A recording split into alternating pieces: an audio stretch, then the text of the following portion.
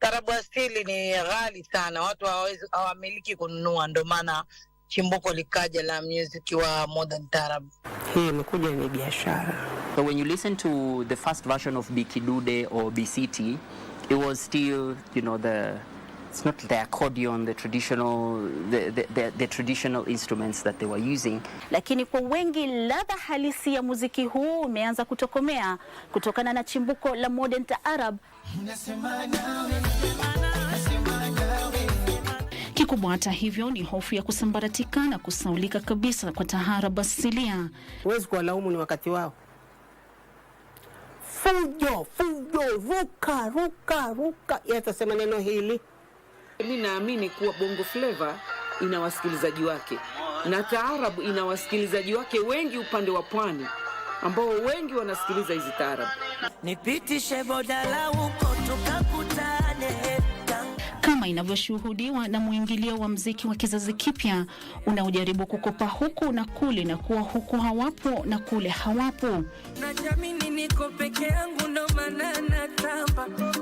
Taarab sambamba na mchanganyiko wake na muziki ya kizazi kipya bado inatumika katika sherehe mbalimbali, licha ya utofauti unaoendelea kushuhudiwa katika tasnia hii. Bado wapo mafanani wanaojaribu kudumisha utamaduni. Tutadumisha tu, wako wengine wadogo wanaanza kuchipukiza ambao wako sehemu za Lamu huko, hatujachimba vizuri zaidi kuwatafuta, lakini ukiangalia saa nyingine kwenye hizi TikTok utawaona wamejichomoza. Ndio sana tunajaribu kuwapumbaza nazo, tunajaribu kuwapa burudani kwa vile wenyewe wanapenda zaidi hiyo. Kwa hawa vijana ambao watakikana wafundishwe, wasapotiwe.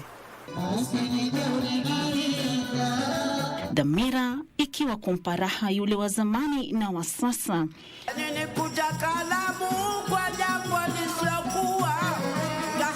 Kwa wapenzi wa taarab asilia, watakachosalia nacho ni kumbukumbu ya magwiji wa jadi kama Maulidi Juma, Yusuf Tenge, Juma Balo, Bikidude na Zuhura Swaleh. Ila kwa wengine hata hivyo kama akina Khadija Kopa wameamua usioweza kuukata ubusu.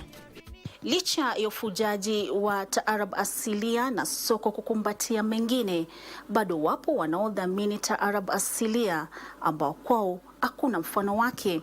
Nikiripotia KBC Channel 1, mimi ni Leila Swadik.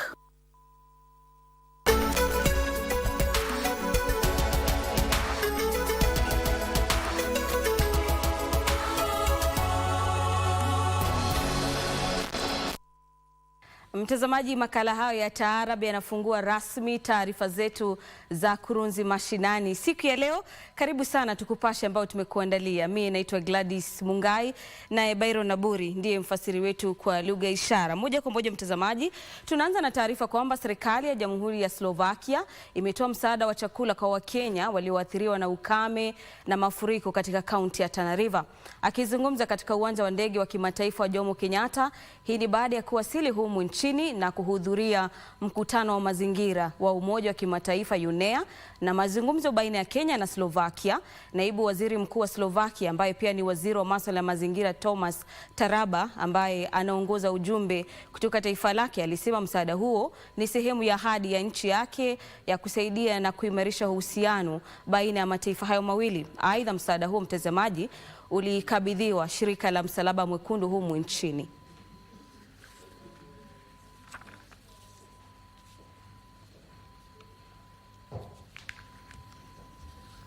Huku maeneo mbalimbali ya taifa yakiendelea kupiga hatua katika kuhakikisha uwepo wa chakula cha kutosha, baadhi ya maeneo yaliyoathiriwa na ukame na mafuriko bado hayajapata udhabiti wa uwepo wa chakula cha kutosha, ikiwemo kaunti ya Tana River. Hata hivyo, mchango wa shehena ya msaada wa chakula kutoka Jamhuri ya Slovakia umepokelewa na utasambazwa kwa wakazi katika maeneo yaliyoathiriwa.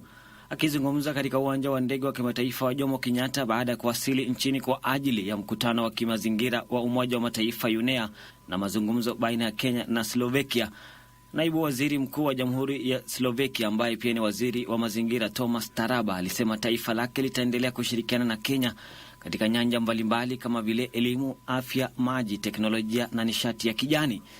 to help by let's say, digitalization of some schools that would enable to enlarge the possibilities of the young generation to be successful on the job market. We are ready also to bring some very useful medical assistance, healthcare products that also will enlarge the ability of the healthcare system to assist people. And the first part, as you know, Slovakia is involved also in a lot of technologies from the point of view of production of the batteries. So this is also what we will launch tomorrow. We can emphasize and renew the commitment of Slovakia, the global commitment to reversing the carbon emissions globally, and we're delighted that these conversations will be taking place the next few days. Naibu Waziri Mkuu huyo aliongeza kwamba mchango huo ni sehemu ya dhamira ya taifa lake kusaidia na kuimarisha uhusiano baina ya mataifa hayo mawili. But we are more than happy to assist also by any relief program to help Kenya. For this reason, we brought today in my delegation the first package of humanitarian aid, but that will consist of 4 parts. The first one is humanitarian aid that is going to areas that have been affected by these natural disasters that unfortunately happened. That confirms that there is a real climate change. Wakipokea shehena hiyo, mkurugenzi wa misaada ya kibinadamu katika Wizara ya Mambo ya Nje ya Jumuiya ya Madola barani Ulaya, Balozi Rose McKenna, na katibu mkuu wa shirika la Msalaba Mwekundu Daktari walipongeza serikali ya Jamhuri ya Slovakia kwa kuendelea kuwasaidia Wakenya wenye mahitaji, hasa wakati kama huu waathiriwa wa ukame na mafuriko wanahitaji msaada. Population that have been affected by subsequent droughts and floods. We are delighted that we are not only discussing the assistance today on how to reach them to cope with the effects of the disaster of floods, but we're having a robust discussion on how to help the communities support themselves better, enhance their livelihoods, and make better use of the river basin that is Tana River, building on your experience as the people of Slovakia. We are very excited that he remembers to bring for us some of this humanitarian aid to the people of Kenya, and we are very thankful for that. I also want to let you know that His Excellency will be launching the AC charger. Msaada huo ulikabidhiwa shirika la Msalaba.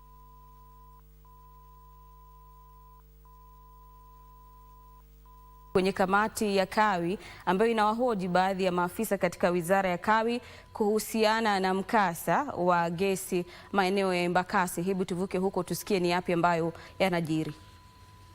They had resolutions, and that is what we are coming to investigate whether those things have been implemented. And you know us, they must be implemented within the shortest time. Now that these officers, whom we know they are supposed to be answerable, did not come but they delegated, we have said no. And we have issued summons. Failure for them to come, each one of them will pay, those who have failed to come will pay a fine of 500,000 or 6 months in prison. And we have said they must come before us on 19th of March. And that is the timeline we have given them. And because the matter before us, Kenyans have really suffered. And we cannot allow this kind of theft in the country as Kenyans continue suffering. And we are charged with the responsibility as members of parliament that we oversight and we also represent our people and we make laws. So anybody flouting the laws we have made, that person belongs to the jail. Anybody who refuses to be oversighted by us and is running a department or a ministry, then that person has to go. And this committee has powers to sanction any of the government officers. Therefore, we have issued summons today. Members, with something to add? You can even tell the viewers, given that they are watching you, how much money did we lose during the COVID-19 scandal? Yeah, to begin with, I want to say that many people think that the COVID scandal was closed and that life moved on. we want to assure the people of Kenya that they have elected representatives in the National Assembly, and they work through committees, and they have not dispensed on the issues of the COVID billionaires. You remember in the year 2020, the former president gave EACC 21 days to bring to book all the culprits that were responsible for the loss of 6 billion Kenya shillings of public funds.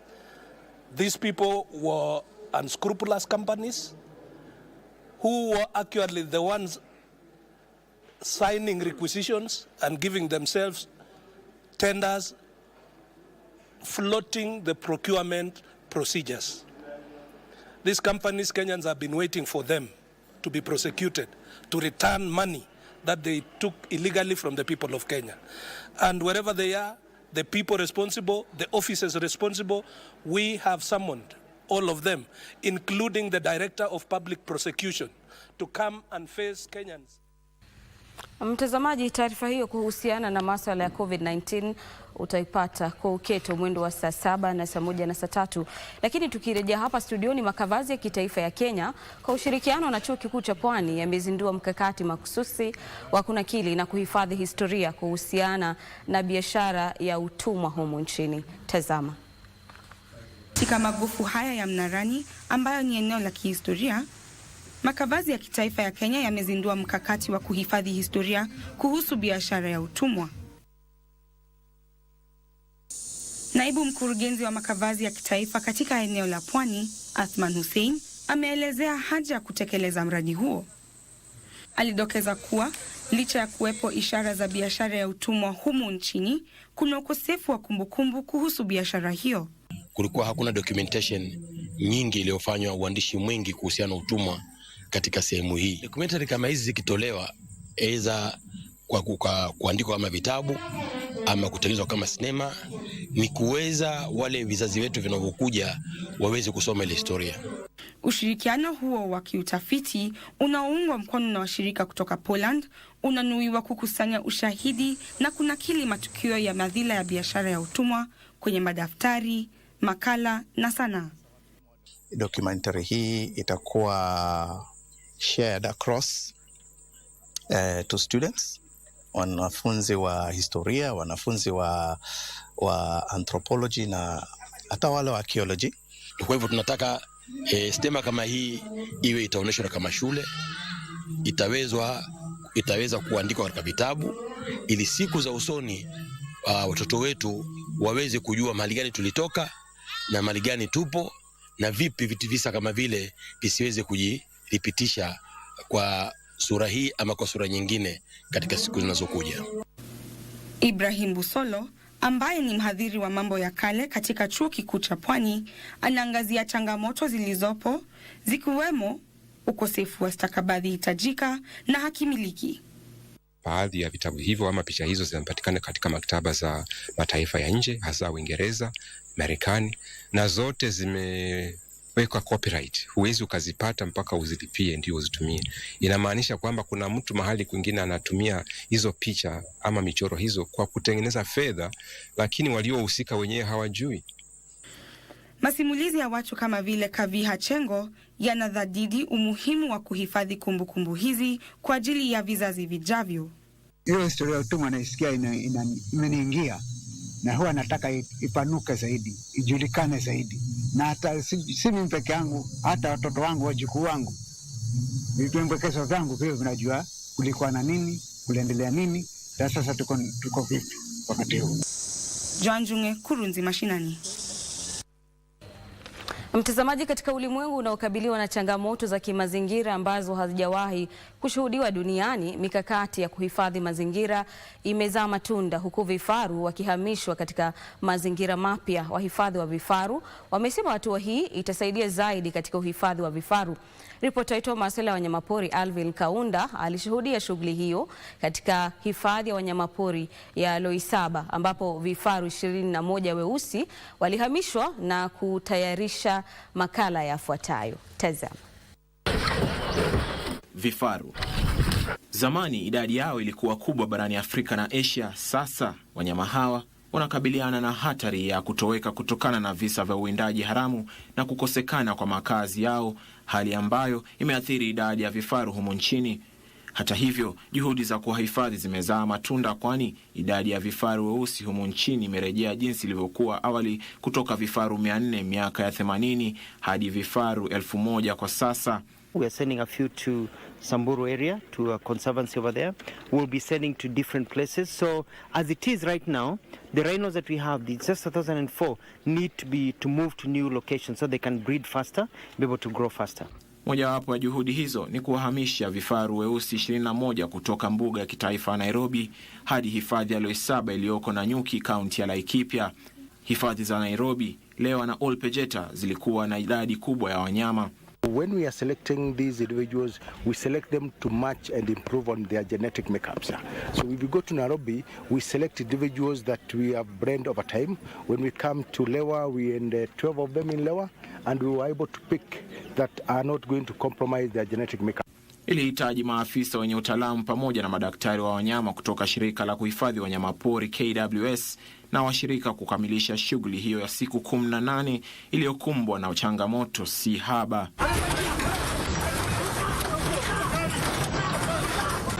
Walinzi wakipambana na kifaru, shirika la kuhifadhi mazingira, muungano wa uhifadhi wa wanyamapori wa San Diego, Space for Giants, Elwana Collection na mashirika ya uhifadhi ya Olpejeta na Lewa yalishirikiana na wenyeji katika shughuli hiyo iliyojiri baada ya nyingine iliyofanyika mwaka 2018 ambapo vifaru 11 weusi walifariki. It meant that we had to undergo extremely rigorous assessments over a period of about 3 years.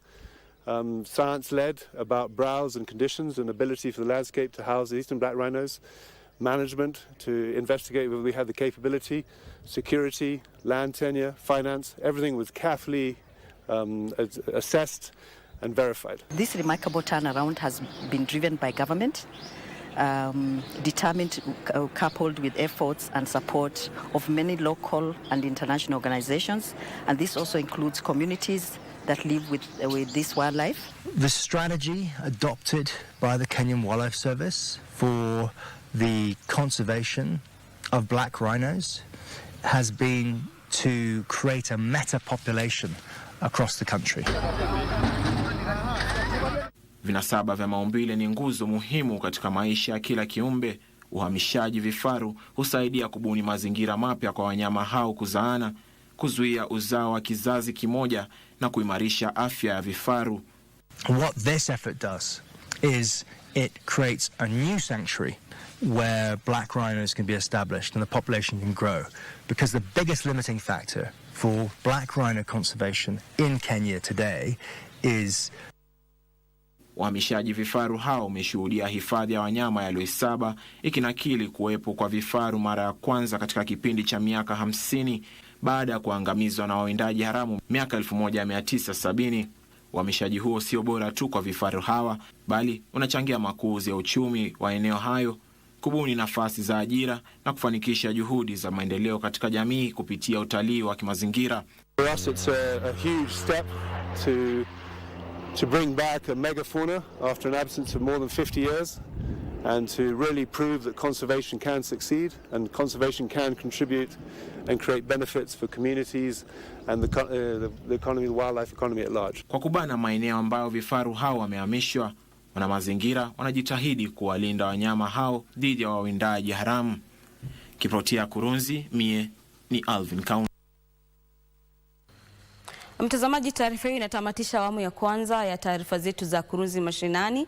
Navuka upande wetu wa pili wa studio kukuletea kipindi cha Tamrini, lakini na kuacha na makala yetu Ifahamu China, ambapo leo tunaelekezea darubini Kurunzi yetu kwenye majumba ya makumbusho nchini China ambayo yalipokea wageni bilioni 1.24 mwaka jana, hii ikiwa ni idadi kubwa zaidi ikilinganishwa na miaka ya awali. Zakia Pang ana taarifa kamili.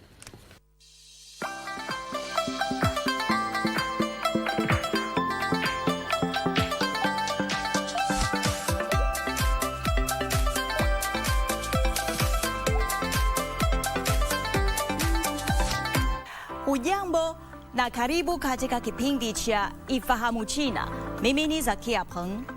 Idadi ya watu waliotembelea majumba ya makumbusho nchini China imefikia bilioni 1.24 mwaka 2023, ikiwa ni zaidi ya ile ya mwaka 2019 kabla ya mlipuko wa janga la COVID-19, huku watembezi katika mabaki ya kitamaduni yakichukua nafasi ya juu kwa watalii wengi. Mwaka 2023 umethibitisha kuwa mwaka muhimu katika sekta za utalii wa kitamaduni nchini China, wakati utamaduni wa jadi ukisherehekewa kwa njia ya kusisimua na ubunifu na kuvutia idadi kubwa ya watazamaji.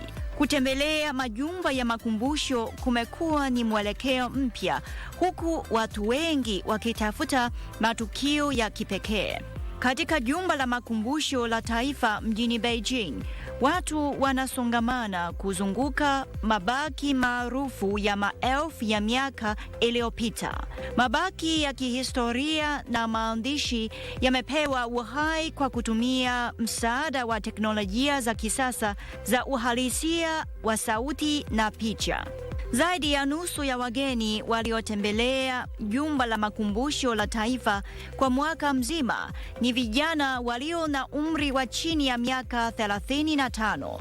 Nyuma ya umaarufu huo ni ubunifu wa jumba hilo wa kuonyesha mabaki ya kale ya kitamaduni. Chao Yong, mkutubi mtafiti katika idara ya maonyesho kwenye jumba la makumbusho la taifa, anasema, kwanza, kwa hakika wanalazimika kuonyesha utafiti wa karibuni zaidi wa arkeolojia katika eneo la maonyesho ya China na kale. Na bila shaka watawaandalia wageni aina nzuri ya maonyesho kwa kutumia njia za kisasa za teknolojia mpya. Mwaka 2023, jumba la makumbusho la taifa lenye vitu vya kale zaidi ya milioni 1.4 ilizindua maboresho ya eneo kubwa la maonyesho linalowezesha mabaki mengi muhimu wa kale kuonyeshwa kwa mara ya kwanza kwa umma, badala ya kufichwa katika vyumba vya kuhifadhi vitu. Haya, kwa leo kipindi hiki kinaishia hapa. Katika kipindi kijacho nitaendelea kukuletea mambo mengine yanayovutia kuhusu utamaduni na jamii ya China. Asante kwa kuwa nami. Mimi ni Zakia Peng.